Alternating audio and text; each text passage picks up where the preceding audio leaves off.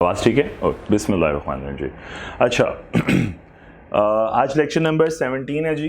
और मैंने एक चीज़ कल कही थी कि आप लोग ये प्रैक्टिस क्वेश्चन 3 कर लें। मैं कल आपको मार्क करवा दूंगा कि ये किस पास पेपर का क्वेश्चन है।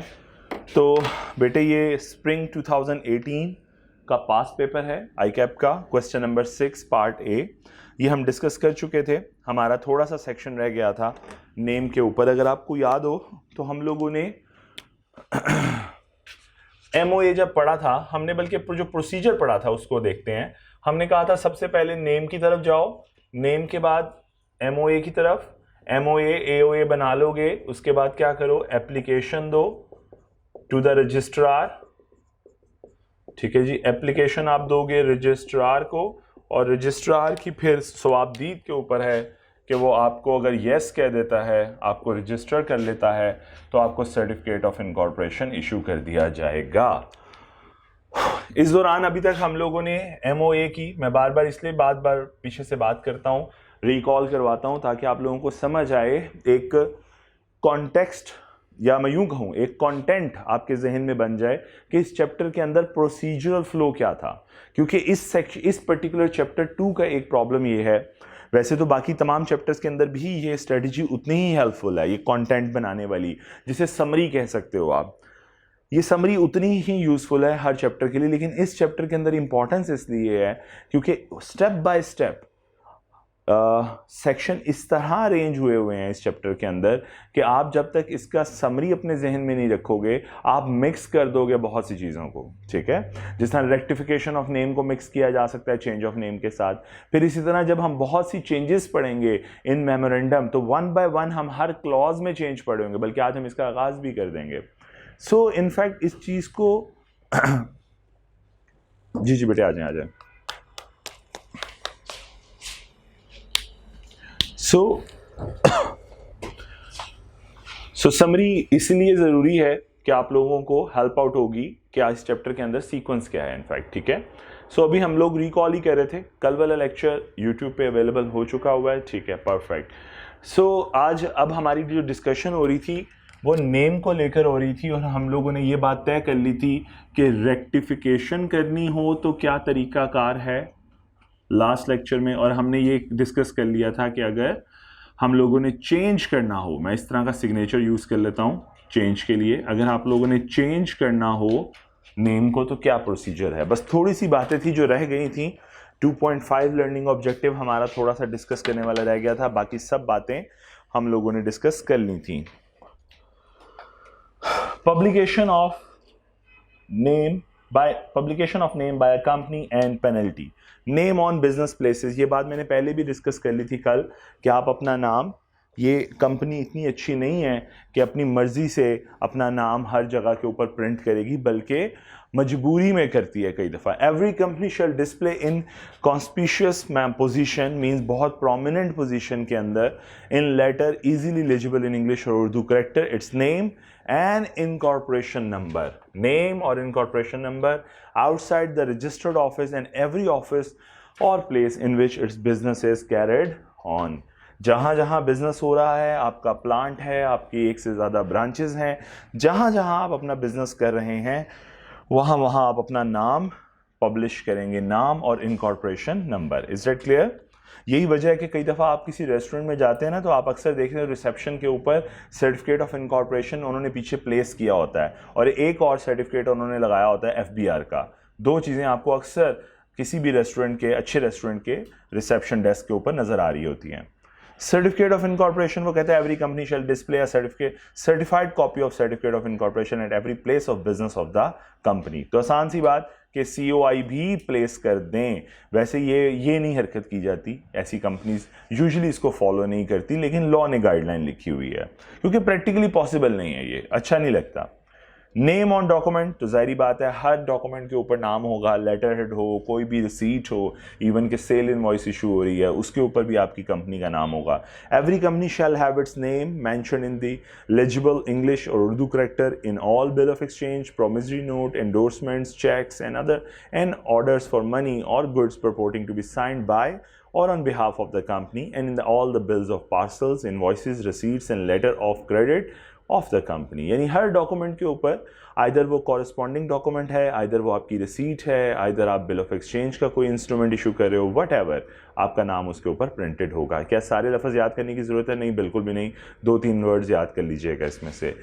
Name and particulars on documents. Every company shell gate it's name, address of its registered office, telephone number, fax, email and website address if any printed on letterhead in all its document notices and other publications। तो बहुत आसान सी बात, आपने letterhead देखा हुआ है कभी company का? तो ये सब चीज़ें letterhead पे मौजूद होती हैं, ठीक है।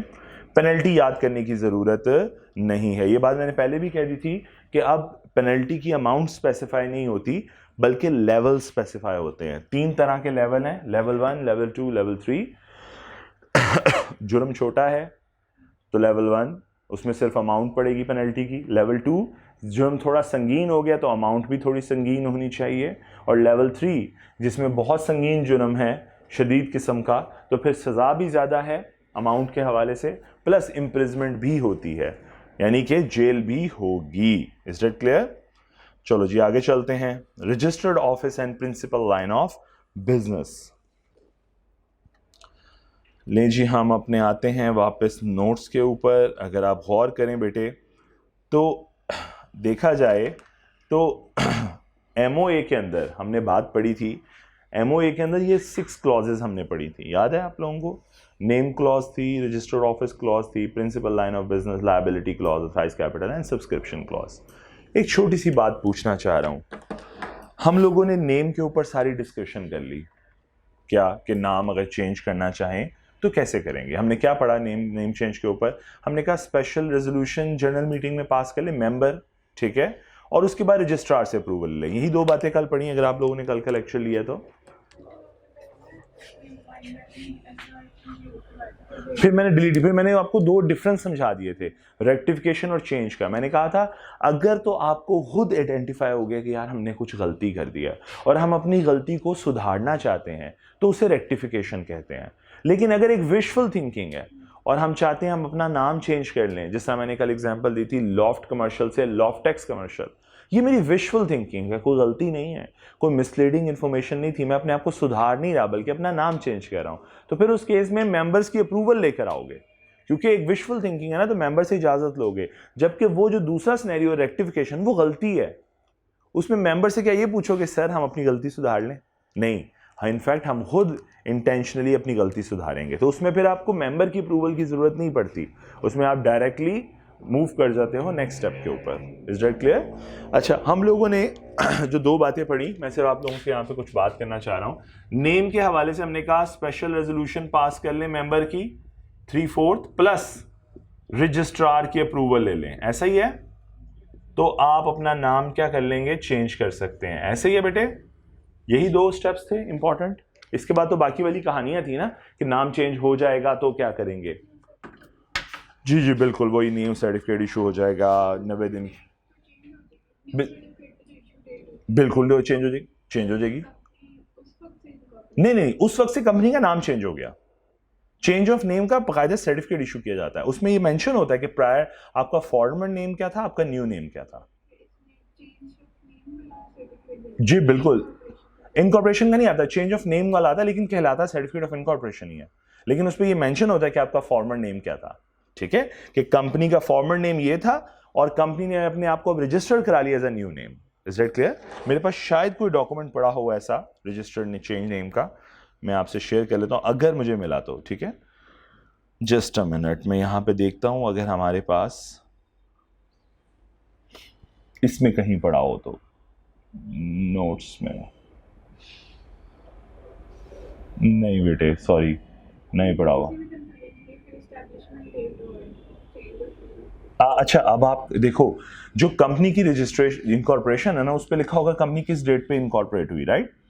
जो बाद वाला सर्टिफिकेट होता है ना चेंज ऑफ नेम वाला, उसके ऊपर ये वर्ड्स नहीं आते कि कंपनी इस डेट के ऊपर इनको, बस उसमें क्या आ जाता है कि कंपनी का आज से इस डेट से, इस सर्टिफिकेट की डेट से नाम जो है वो चेंज हो गया, कहलाता वो सर्टिफिकेट ऑफ इनकॉर्पोरेशन ही है, ठीक है।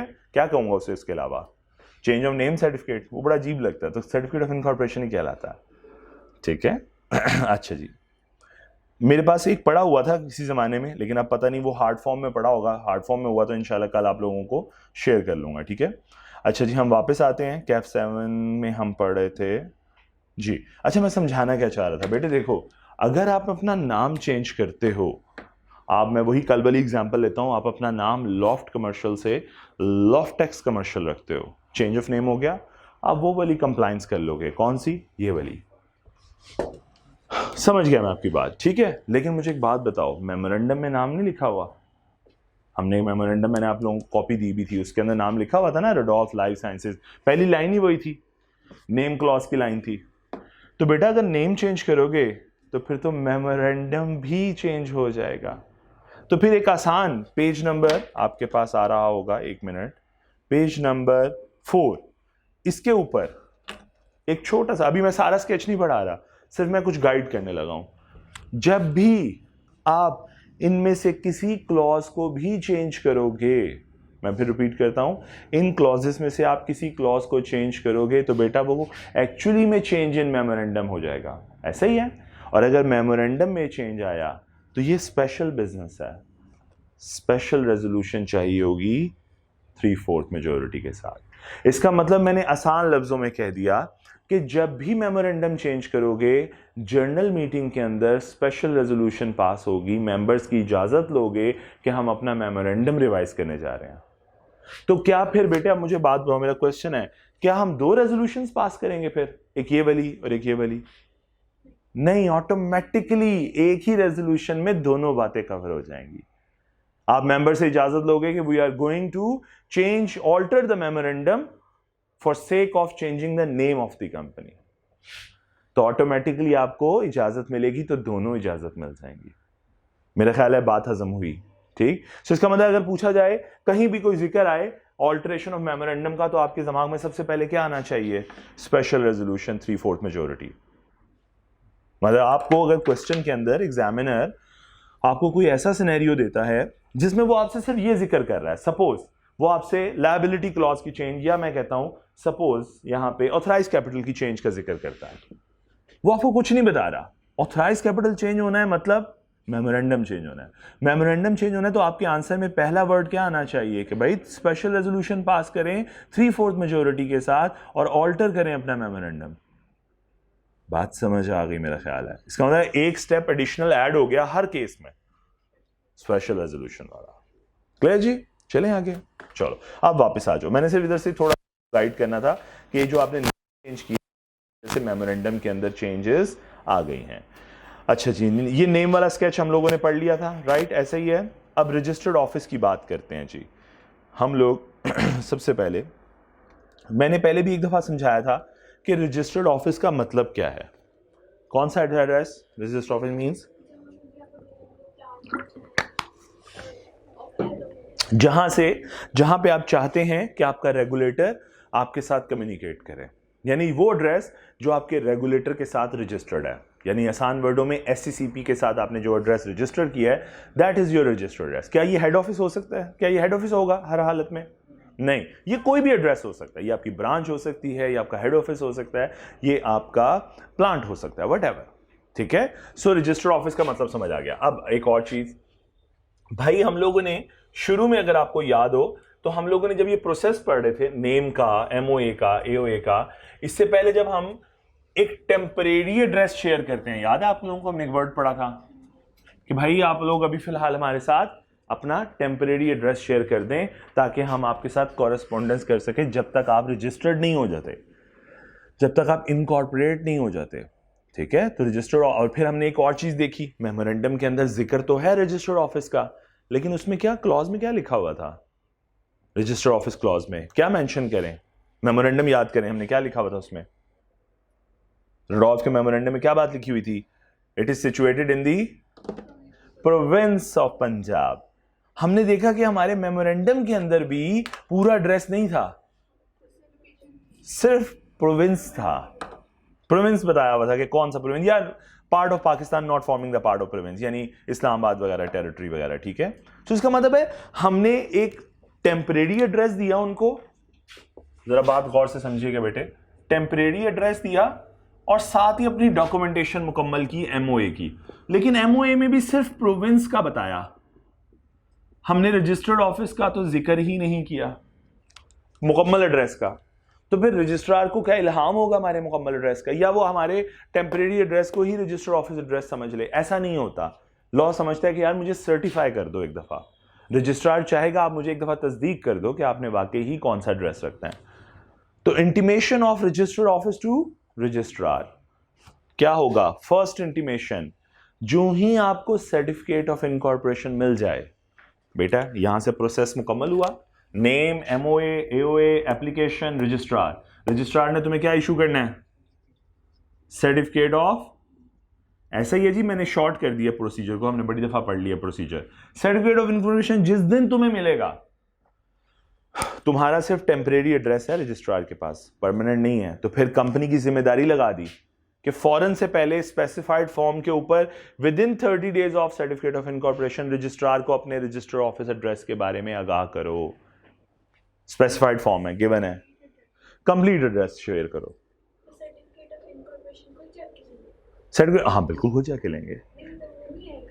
By post? नहीं, पोस्ट से नहीं आता, पोस्ट से नहीं आता।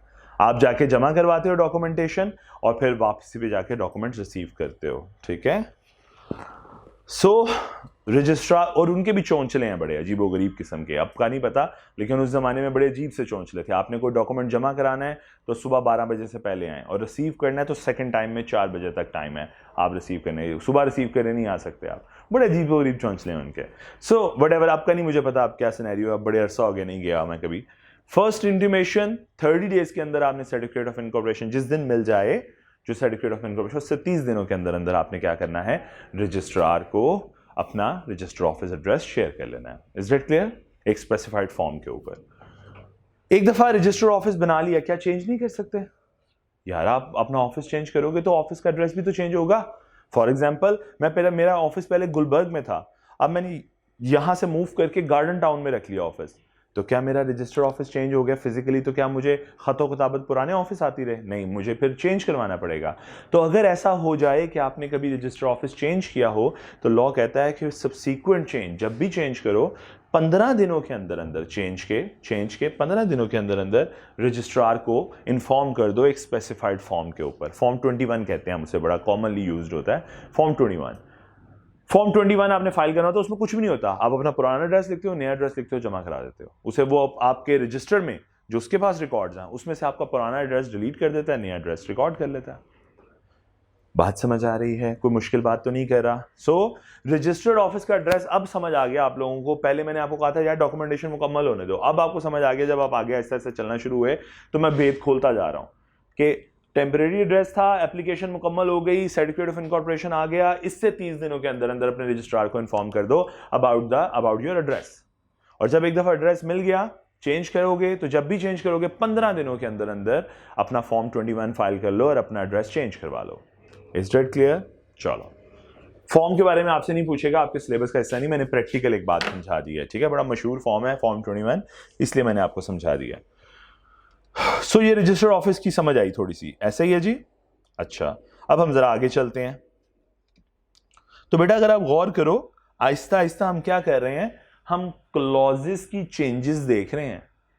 अभी मैंने आपको इस पेज पे लेके नहीं आया, लेकिन आप देखो ये पढ़ा, इसकी चेंज पढ़ी, फिर हमने चेंज पढ़ी तो ये भी समझ आया, अब ये पढ़ रहे हैं और इसकी चेंज पढ़ने लगे हैं, ठीक है। सो जरा पहले रजिस्टर ऑफिस को समझते हैं। अभी मैंने ये पेज नहीं पढ़ाया, परेशान नहीं होना, आप प्लीज मूव करें, हमने ये पढ़ लिया अलबत्ता, ठीक है।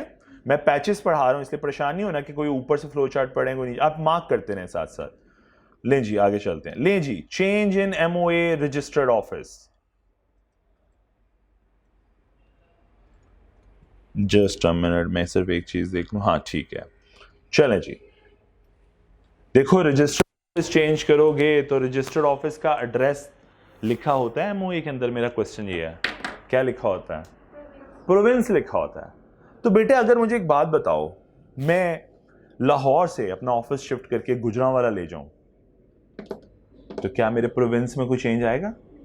पंजाब तो मेमोरेंडम चेंज करने की जरूरत पड़ी टेक्निकली? नहीं। इस्लामाबाद में हूं, अपना ऑफिस उठा के पिंडी में ले जाता हूं, आईसीटी की टेरिटरी में ही आता है ये, तो क्या मुझे अपना मेमोरेंडम चेंज करने की जरूरत है? वहां पे पहले भी आईसीटी लिखा होगा, अब भी आईसीटी है। लेकिन अगर मैं अपना ऑफिस लाहौर से उठाकर शिफ्ट करके फिजिकली कराची ले जाऊं, अब बताइए अब क्या हुआ, प्रोविंस चेंज हो गया, पंजाब से सिंध चला गया मैं, तो इसका मतलब अब मेरे मेमोरेंडम में तकलीफ होगी, चेंज आएगी। तो इसका मतलब ये हुआ अगर एक सिटी से दूसरी सिटी में जा रहे हो, सेम प्रोविंस है, या एक सिटी से दूसरी सिटी में जा रहे हो लेकिन आईसीटी में हो, part of Pakistan not forming part of province, तो लॉ कहता है कि अगर अप्रूवल चाहिए हुई, आप चेंज करना चाहते हो, एड्रेस रजिस्टर ऑफिस चेंज करना चाहते हो, तो फिर जनरल मीटिंग की अप्रूवल ले लो, मेंबर से तो पूछ लो, और मेंबर से पूछना तो क्या मतलब 3/4 मेजोरिटी। लेकिन क्या हमें मेमोरेंडम में स्पेसिफिकली कुछ चेंज करना पड़ेगा? नहीं, ये तो रजिस्टर्ड ऑफिस चेंज कर रहे हैं इसलिए मेंबर से इजाजत ले रहे हैं। देखो बेटा हर काम, देखो एक बार याद रखना, दो तरह की पावर्स हैं। नंबर 1 डायरेक्टर्स, कौन है director? They are the agents of the company, those who are taking decision on the behalf of the company. और शेयर होल्डर कौन है? They are the owners of the company, ऐसा ही है। And owners are different from the management. Management सारी ही हरकतें कर रही होती है, डायरेक्टर सारे डिसीजन लेते हैं, लेकिन सब कुछ डायरेक्टर पे नहीं छोड़ा जाता। बड़े बड़े डिसीजन, मैं आसान लफ्जों में कहूं, लेमैन लैंग्वेज में, मेंबर के पास रखे जाते हैं। इस तरह तो बेटा वो बेच के खा जाएंगे कंपनी को अगर आप 100% रिलायंस पे चले जाओगे।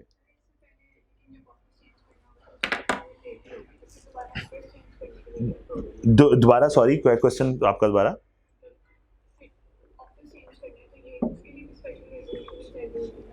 स्पेशल रेजोल्यूशन, लेकिन वो स्पेशल रेजोल्यूशन क्या होगी? For change in the register office of the company, but not for the change in the memorandum. है ऑब्वियस कैसे बेटे? अगर देखो दोबारा सुनो मेरी बात, इस पॉइंट पे आ रहा हूं। मैं अपना ऑफिस लाहौर से गुजरांवाला शिफ्ट कर रहा हूं, one city to another city. मुंह उठा के कर लूं या मैं मालिकों को बताऊं, मेंबर्स को बताऊं कि यार वहां पे ज्यादा अच्छी अपॉर्चुनिटीज हैं तो हमें अपना ऑफिस वहां पे शिफ्ट कर लेना चाहिए? बताऊं मेंबर्स को, इजाजत लूं उनसे? तो मैं ये वो इजाजत की बात कर रहा हूं। अगर वो इजाजत चाहिए तो कितने मेंबर्स की इजाजत चाहिए? 3/4 मेजोरिटी, स्पेशल रेजोल्यूशन। लेकिन क्या ये इजाजत मैं इसलिए ले रहा हूं कि मैंने मेमोरेंडम चेंज करना है? नहीं, मेमोरेंडम चेंज करने की जरूरत है नहीं। क्यों? क्योंकि मैंने लिखा हुआ है our office is located in the province of Punjab, और गुजरांवाला भी पंजाब का हिस्सा है, तो मुझे मेमोरेंडम में कोई चेंज नहीं करना। अब आपका क्वेश्चन, अब आप बताओ अपना क्वेश्चन, अब आपका क्लियर हो जाएगा क्वेश्चन। बोलो क्वेश्चन पूछो बेटे, क्या क्वेश्चन था? क्वेश्चन नहीं, वही क्वेश्चन फिर करो दोबारा। ठीक है, हाँ प्रोविंस भी चेंज हो गया, हाँ तो उससे पहले ऑफिस उनकी परमिशन से ही तो चेंज हुआ है, तो फिर बिल्कुल। एमओयू में भी डायरेक्टली चेंज हो जाना चाहिए, कोई एरर। अच्छा अब देखो स्पेशल रेजोल्यूशन है क्या? It's a decision in the meeting of the members. एक मीटिंग बुलाई है रजिस्टर ऑफिस चेंज करने के लिए, लेकिन प्रोविंस चेंज नहीं हो रहा, तो खाली फिर पूछ लेंगे सर हम ऑफिस चेंज कर रहे हैं, इजाजत देते हैं, रिटर्न इजाजत देते हैं। लेकिन अगर मैं कहूं मीटिंग के साथ साथ सर मेमोरेंडम भी चेंज हो जाना है, तो आए तो हुए हो आप लोग, तो यहीं से आपके एमओ की भी अप्रूवल ले लेता हूं, उसी रेजोल्यूशन के अंदर मैं एमओए की भी अप्रूवल ले लूंगा, रजिस्टर ऑफिस चेंज करने की भी अप्रूवल ले लूंगा।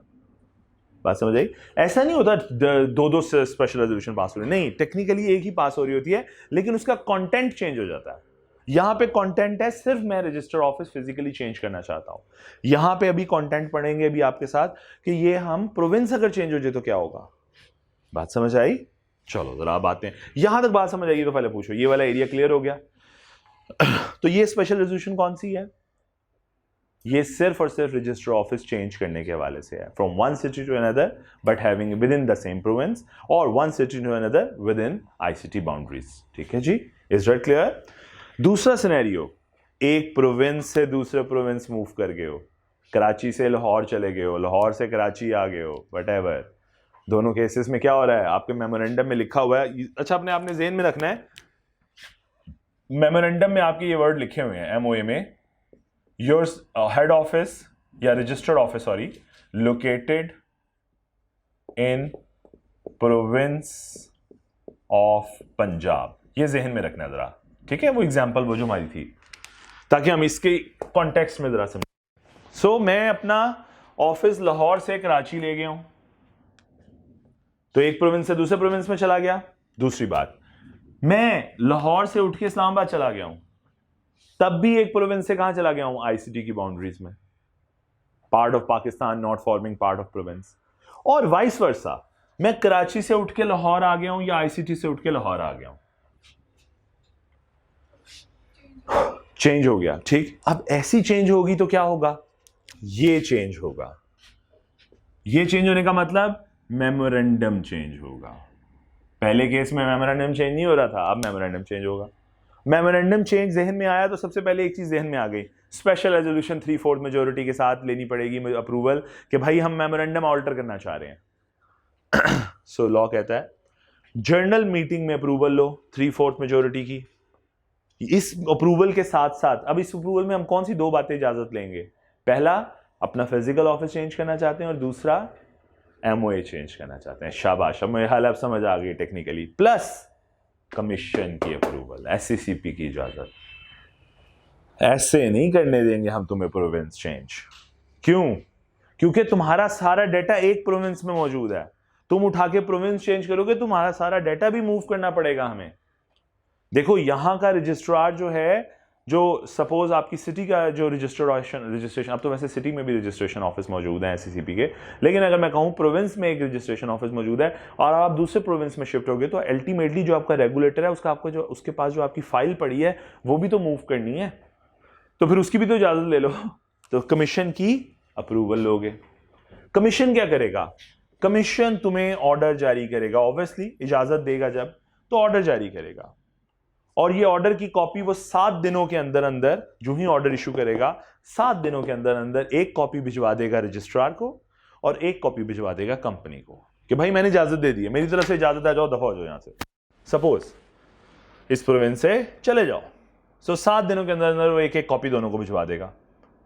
ठीक हो गया, आगे चलते हैं। कमीशन के ऑर्डर के बाद क्या होगा जनाब? कमीशन के ऑर्डर के बाद हमारा सबसे पहला काम जो हमारे ऊपर जिम्मेदारी आएगी वो ये कि इसको चेंज करो जनाब, एमओए को चेंज करो, और यहां पे काट के अब लिखो प्रोविंस ऑफ सिंध।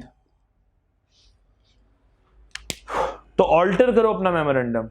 इजाजतें ले चुके हो, मेंबर से भी और कमीशन से भी, इजाजत का ऑर्डर भी आ गया है, अब अपना ऑल्टर करो मेमोरेंडम। तो लॉ कहता है ऑर्डर के जो ही तुम्हें ऑर्डर रिसीव हो उस 30 दिनों के अंदर अंदर तुमने अपना मेमोरेंडम चेंज करना है।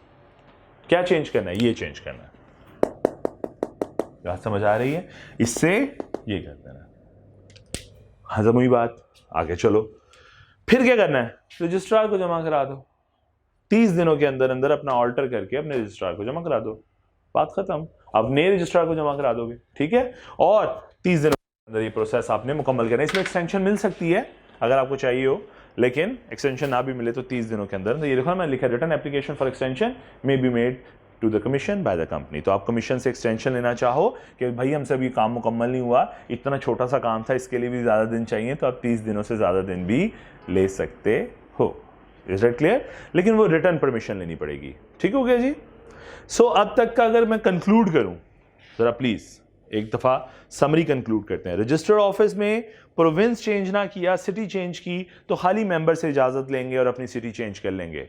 रजिस्ट्रार वगैरह से अप्रूवल लेने की जरूरत या कमीशन से अप्रूवल लेने की जरूरत नहीं पड़ेगी। ठीक है, खाली मेंबर से इजाजत लेंगे अपना ऑफिस चेंज करने के लिए, और मेमोरेंडम भी चेंज नहीं करना पड़ेगा। दूसरा सिनेरियो, अगर प्रोविंस चेंज किया या प्रोविंस से उठ के आईसीटी में चले गए, तो फिर जनरल मीटिंग में भी अप्रूवल लोगे, और अप्रूवल भी दो तरह की होगी, अपना मेमोरेंडम भी अल्टर करोगे, अपना फिजिकल ऑफिस भी चेंज करने की इजाजत लोगे, plus commission approval.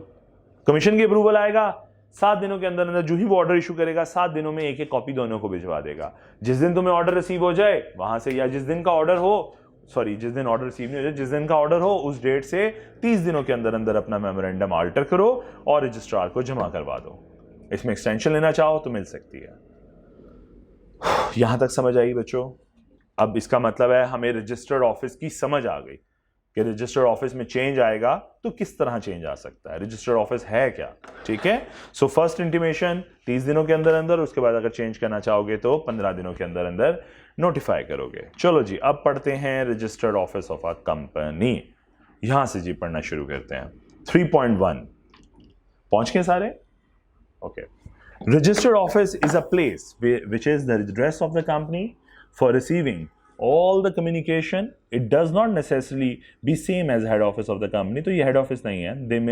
There may be more than one office for business of the company, but registered office shall only be once. ठीक है? तो हेड एक से ज़्यादा ऑफिस हो सकते हैं, बट अगर आप रजिस्टर ऑफिस की बात करेंगे तो वो सिर्फ और सिर्फ एक होगा. Is it clear? Notify to the registrar, कहता है company shall have a registered office to which all the communication and notices shall be addressed, and such address shall be notified to the registrar within a period of 30 days of its incorporation. तो certificate of incorporation के 30 दिनों के अंदर अंदर आपने notify करना है अपना एड्रेस टू द रजिस्ट्रार. जी, notice of change and special resolution, notice of any change in the situation of the register office. Change आया shall be given to the registrar within a period of 15 days after the date of the change. 15 दिनों के अंदर अंदर आपने change notify कर देना है. एक बात यहाँ पे बताता चलूँ कि ICAP का फेवरेट एक मशगला ये भी है कि वो इन नंबर ऑफ डेज के ऊपर MCQs जो है वो बिल्ड करता है. Is that clear? वो आपसे सब्सिक्वेंट चेंज इन नेम के बारे में पूछेगा और साथ आपको डेज दे देगा, 15 डेज, 30 डेज, 20 डेज.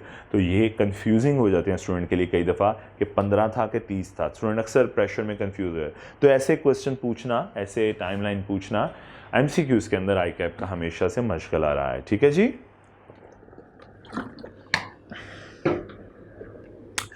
कहते हैं the change of a register office of a company shall also require approval of the general meeting through special resolution if it is in form one city in a province to another. एक ही province में रहते हुए एक city से दूसरी city में move कर रहे हो, और a city to another in any part of Pakistan not forming part of province. यानी एक सिटी से दूसरी सिटी जा रहे हो लेकिन रहे ICT की बाउंड्री के अंदर रहे हो. ये बात समझ आई? तो हमें क्या चाहिए होगा? जनरल मीटिंग की अप्रूवल. कौन सी? Special resolution. मैंने पहले भी ये वर्ड बोला था, बार बार दोबारा बोल देता हूं कि ऑर्डिनरी रेजोल्यूशन या स्पेशल रेजोल्यूशन, ये बात याद रखनी है, ये सिर्फ और सिर्फ वर्ड यूज होते हैं या ये टेक्निकल जार्गन जो मेंबर्स की मीटिंग के लिए. ये डायरेक्टर्स की मीटिंग के लिए कभी वर्ड इस्तेमाल आप नहीं करेंगे.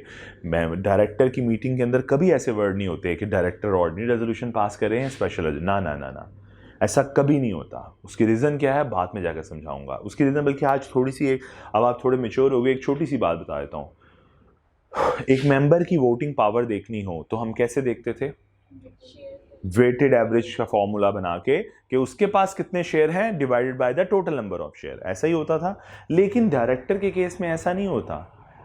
All the director are going to have an equal power. हर एक की वोटिंग पावर सेम है. वोटिंग पावर तो होती नहीं, हर एक की पावर सेम है. ठीक है? हर एक, चले वोटिंग पावर भी कहते हैं, वोटिंग पावर अगर वोट डाल रहे हैं वो, तो हर एक की पावर सेम है, इक्वल पावर होती है. बेशक कोई डायरेक्टर ज्यादा वोट लेके जीता हो या कम वोट लेके जीता हो, अगर वो डायरेक्टर है तो पावर इक्वल है. Is that clear? यहां तक समझ आ गई? इससे ज्यादा कॉम्प्लेक्स नहीं कर रहा चीजों को. ठीक है, आगे चलते हैं. तो ये बात भी समझ आ गई मेरा ख्याल है. रजिस्टर ऑफिस का पहला सिनेरियो हमें समझ आ गया. आगे चलते हैं. कहते हैं alteration of register office clause in the memorandum. कब चेंज करना पड़ेगा? जब हम प्रोविंस चेंज करेंगे. तो कहता है a company may by special resolution alter the provision of its memorandum so as to change the place of its register office from one province to another province or ICT and vice versa. One province or ICT to a part of Pakistan not forming the part of province and vice versa. ठीक है? एक province से आप जा रहे हो Islamabad capital territory में, या आप वापस आ रहे हो, दोनों केसेस में वो कहता है कि इससे कोई फर्क नहीं पड़ता. Is that clear? ओके, समझ आ गई जी बात? अच्छा, सॉरी, फर्क नहीं पड़ा. स्पेशल रेजोल्यूशन पास करनी पड़ेगी, और प्लीज ये दो बातें देखें, स्पेशल रेजोल्यूशन पास करनी पड़ेगी और मेमोरेंडम को ऑल्टर करना पड़ेगा. Is that clear? जी जी, सॉरी, हाँ अभी आते हैं उस पर. ये देखें, कंफर्मेशन फ्रॉम SCCP. ठीक, तभी मैं बोलता हूं कि जिस तरह ये लिखा हुआ है ना, बुक लिखी हुई है, इसमें ये चीज और ये चीज याद रखना कई दफा मुश्किल हो जाना है स्टूडेंट के लिए जब वो आंसर कर रहा होगा. लेकिन अगर एक स्केच माइंड में होगा ना, एक रोड मैप माइंड में होगा, तो मुझे पता होगा मैंने 3 बातें लिखनी है तो आगे जाना है. मेरी बात समझ आई? वो रोड मैप्स का इसीलिए फायदा है बस. सो कंफर्मेशन फ्रॉम SCCP, हालांकि अभी बेटी ने सिर्फ पढ़ा और उसे याद आ गया कमीशन की अप्रूवल की तरह है, ठीक है। So alteration shall not take effect until it is confirmed by the commission on petition. Petition होता है आप केस फाइल करो और कमीशन उसके बदले में आपको इजाजत दे, ठीक हो गया।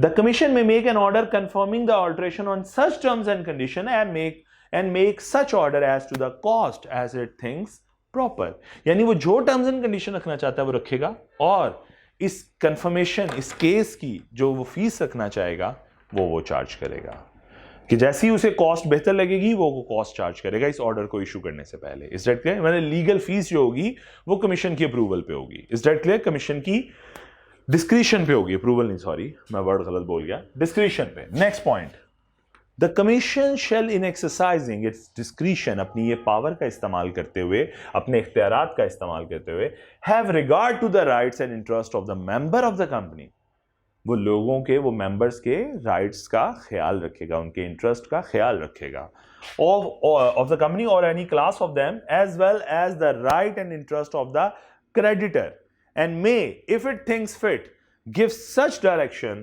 and make such order as it think expedient for facilitating or carrying into effect any such arrangement। यानी उसे जिस तरह बेहतर लगेगा वो कहता है मेंबर्स के राइट्स का ख्याल रखेगा, या कोई भी क्लास ऑफ मेंबर हो, ये भी बात मैंने समझा दी हुई है कि शेयर कैपिटल की कई काइंड्स हो सकती हैं और एक काइंड की कई क्लॉजेस हो सकती हैं। क्लासेस में मैंने ये भी बताया था, class A, class B, class C share, as well as the right and interest of the creditor, के इंटरेस्ट का ख्याल रखेगा। नहीं याद आया क्या? अच्छा, क्रेडिटर के इंटरेस्ट का ख्याल रखेगा और ऐसी डायरेक्शंस इशू करेगा जो उसको लगता है बेहतर हैं इस अरेंजमेंट को फैसिलिटेट करने के लिए। ये बस एक पावर सेक्शन डाला गया है, ये पावर सेक्शन है और साथ ही उसके एक फैसिलिटेशन डाली गई है कि कमीशन किन चीजों का ख्याल रखेगा। ठीक हो गया जी। अच्छा, अभी अगली वाली बात मुकम्मल नहीं हुई, लेकिन उससे पहले एक सवाल आ गया। प्रैक्टिस क्वेश्चन 4, ये ऑटम 2011 का पास पेपर है। क्वेश्चन नंबर 1 पार्ट बी, काफी पुराना सवाल है, 2011 का। जरा जल्दी से पढ़ते हैं इस सवाल को और फिर आगे चलते हैं अपना। बाकी अभी हमारा प्रोसीजर मुकम्मल नहीं हुआ, हमने इससे ज्यादा प्रोसीजर पढ़ लिया हुआ है, ठीक है। जी दोबारा पढ़, सॉरी मेरे में सब in annual general meeting of इस किस ऊपर क्या कह रहे हैं बेटे, आप क्या कह रहे हैं? अच्छा, कहते हैं alteration shall not take effect until is confirm by the commission on petition. Petition कहते हैं बेटा, अगर आप कभी बिजनेस लॉ पढ़ा है ना, उसमें पिटीशन एप्लीकेंट बेटे, कंपनी एप्लीकेंट ही अपनी रिक्वेस्ट करेगी ना। देखो कमीशन कौन है? रेगुलेटर। तो रिक्वेस्ट किसने करनी है फिर? एप्लीकेंट ने कि कमीशन है कि जनाब आ जाए हमारे से? ऐसे तो नहीं होगा ना कि कमीशन रिक्वेस्ट करता फिर होगा, आए अपना नाम, आए हम सर अपना जो रजिस्टर ऑफिस चेंज करा लें 10 रुपये, ऐसे तो नहीं होगा ना। सो इनफैक्ट एप्लीकेंट जाएगा और केस फाइल करेगा। बात समझ आई बेटे?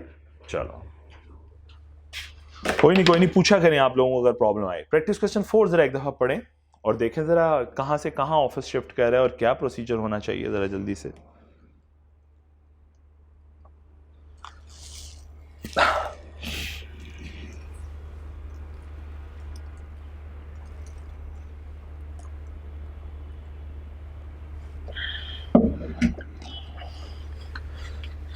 जी पढ़ लिया एक दफा।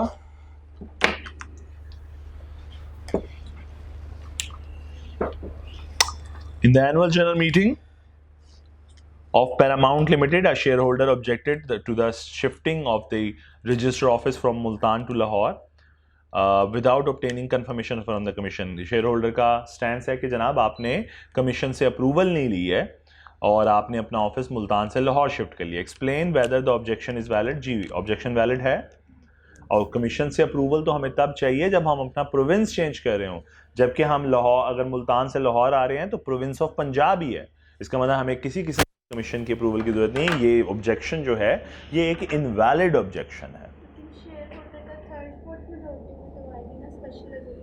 नहीं, वो रजिस्टर ऑफिस चेंज के लिए आएगी। लेकिन बेटा देखो 75% अगर एग्री कर जाए, हो सकता है ना किसी 2 को 3 को तकलीफ हो, जिनके पास को 5-10% हो। देखो अगर मैं ये कहता हूं एक रेजोल्यूशन है जिसे 80% लोगों ने पास किया, इसका दूसरा रुख क्या है? 20% ने नहीं पास किया, डिसअप्रूव किया, तो बेटे उनके पास राइट तो है ना कि वो ऑब्जेक्शन कर सकें। क्लियर? चलो आगे चलते हैं। हम अपना बाकी प्रोसेस मुकम्मल करते हैं। बाकी प्रोसेस क्या कहता है हमें? कहते हैं जी copy of order to the company and registrar. जी, a copy of the order confirming the alteration, यानी कमीशन ने वो ऑर्डर जारी कर दिया, duly certified by an authorized officer, ठीक है, या तो उसे ऑथराइज्ड ऑफिसर ने सर्टिफाई किया हो यानी सिग्नेचर किए हो ऑफ द कमीशन, ठीक है, shall be forwarded to the company and to the registrar within 7 days from the date of the order. जिस दिन ऑर्डर इशू हो जाएगा उससे 7 दिनों के अंदर अंदर एक कॉपी रजिस्ट्रार को भिजवा दी जाएगी और एक कॉपी कंपनी को भिजवा दी जाएगी। Conclusive evidence of alteration, an altered copy of the memorandum, यानी इसके बाद कंपनी की जिम्मेदारी क्या आई? अपना मेमोरेंडम ऑल्टर करें। Shall within 30 days from the date of the order, यानी जिस दिन का ऑर्डर इशू हुआ, ऑर्डर पे जो डेट डली हुई है वहां से 30 दिनों के अंदर अंदर अपनी ऑल्टर्ड मेमोरेंडम बनाएं, be filed by the company with the registrar, और रजिस्ट्रार के साथ फाइल कर दें। Who shall register the same, जो कि ऑल्टर्ड मेमोरेंडम अपने साथ रजिस्टर कर लेगा, and issue a certificate which shall be a conclusive evidence, और एक आपको बदले में सर्टिफिकेट इशू कर देगा जो कि इस बात का सबूत होगा that all the requirements of the alteration, कि जितनी भी लॉ की कंप्लायंसेस थी ऑल्टरेशन के हवाले से एंड द कंफर्मेशन और एससीसीपी की कंफर्मेशन के हवाले से, thereof have been complied with, क्या आपने पूरी कर ली। यानी रजिस्ट्रार का सर्टिफिकेट इशू करना इस बात का सबूत होता है कि आपने तमाम कंप्लायंसेस कर ली हैं। Is that clear? चलें आगे। Extension in time limit, the commission may by on order at any time on the application by the company, यानी अगर कंपनी चाहे उसको एक्सटेंशन चाहिए हो, on sufficient cause shown extend the time for filing the memorandum with the altered memorandum with the registrar. Is that clear? तो अगर time चाहिए हो कमीशन से, आप मजीद टाइम बोरो कर सकते हो, एक्सटेंशन ले सकते हो। जी, दोबारा बिल्कुल मिलेगा, एक सर्टिफिकेट मिलेगा कि आपने अपना रजिस्टर्ड ऑफिस चेंज कर लिया है। इनकॉर्पोरेशन नहीं, इनकॉर्पोरेशन नहीं कहलाएगा वो। देखो वो एक जस्ट एक, जैसा मैं कहूं, आप कोई चीज खरीदने जाते हो, फौरन से पहले दुकानदार आपको एक रसीद दे देता है जो इस बात का सबूत होता है कि आपने चीज मुझसे खरीदी है। बिल्कुल इसी तरह रजिस्ट्रार में जब भी आप कोई चेंजेस करोगे तो एक रजिस्ट्रार ने भी तो आपको कोई चीज देनी है ना, एज अ सबूत। आप चाहोगे कि आपके पास कोई रसीद हो, तो वो रसीद के तौर पर आपको फिर एक सर्टिफिकेट दे देगा, इशू कर देगा, जो इस बात का सबूत होगा कि आपका मेमोरेंडम ऑल्टर हुआ था। ठीक है जी, नेक्स्ट चलें आगे। अच्छा, ट्रांसफर ऑफ रिकॉर्ड, ये बस लास्ट बात पढ़ लेते हैं। कहते हैं where the alteration involves the transfer of register office from the jurisdiction of one company registration office to another. आप एक रजिस्ट्रेशन ऑफिस से दूसरे रजिस्ट्रेशन ऑफिस चले गए हो, इवन कि अब तो मुझे यूं कहना चाहिए कि आप अगर लाहौर से गुजरांवाला मूव कर दो तब भी आपका डाटा सारा मूव होता है लाहौर से गुजरांवाला, क्योंकि एक कंपनी रजिस्ट्रेशन ऑफिस यहाँ पे भी मौजूद है, एक वहाँ पे भी मौजूद है।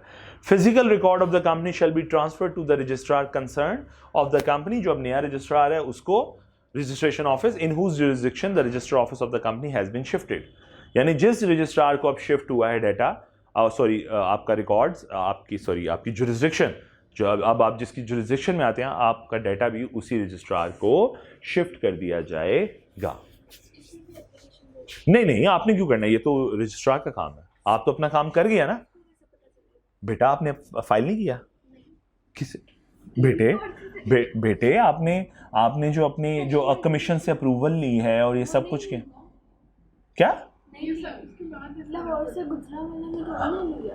नहीं, लाहौर से गुजरांवाला में नहीं ली, वो फिर आपको खुद भी तब भी मूव कर दोगे, आप वहां जाके अप्लाई करोगे, वो मूव कर लेगा आपका डाटा। आपके ये क्वेश्चन बेटी का ठीक है कि अगर हम फॉर एग्जांपल एक सिटी से दूसरी सिटी मूव करें लेकिन प्रोविंस शिफ्ट ना करें, लेकिन बेटा जब आप अपने एक रजिस्ट्रेशन ऑफिस शिफ्ट करते हैं ना from one place to another, ठीक है, तो आपने फाइल तो करना है ना 15 दिनों के अंदर अंदर, intimation to the register.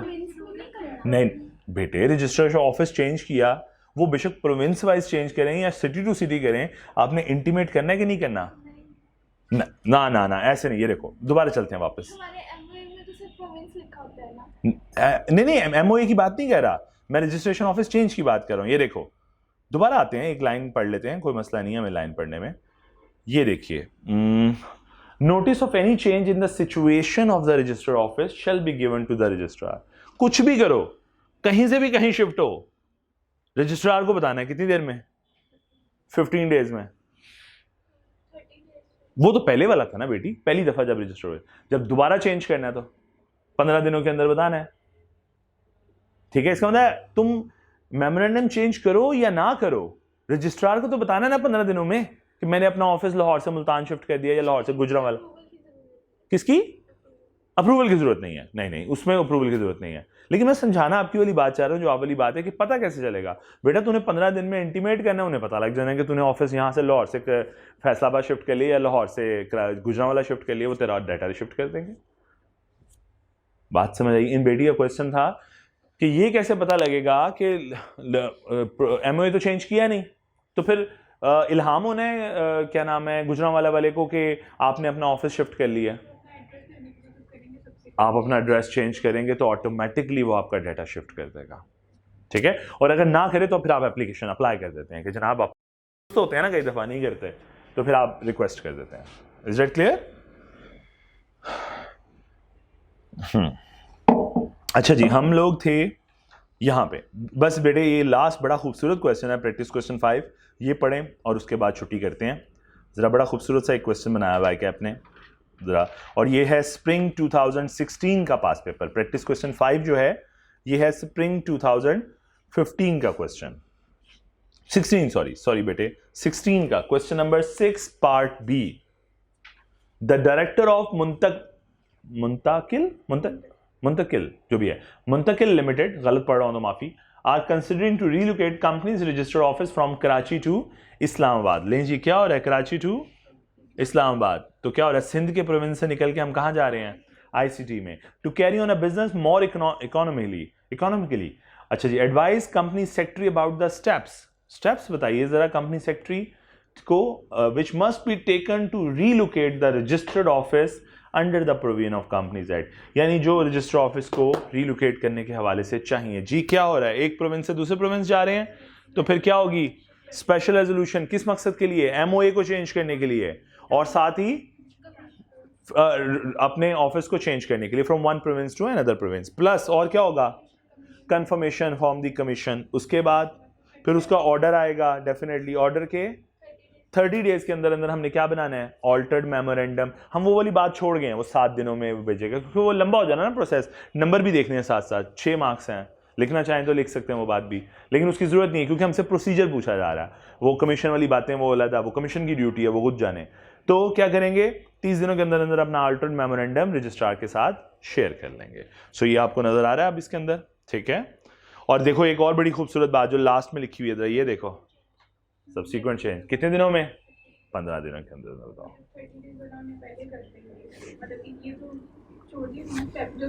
Altered memorandum एक अलग सिनेरियो है, वो तो आप ऑल्टर्ड मेमोरेंडम इसलिए फाइल कर रहे हैं क्योंकि मेमोरेंडम में चेंज किया, वो मेमोरेंडम वाली कंप्लायंस है, रजिस्टर ऑफिस वाली कहां है, ये दो सेपरेट कंप्लायंसेस हैं, ये दो सेपरेट कंप्लायंसेस हैं।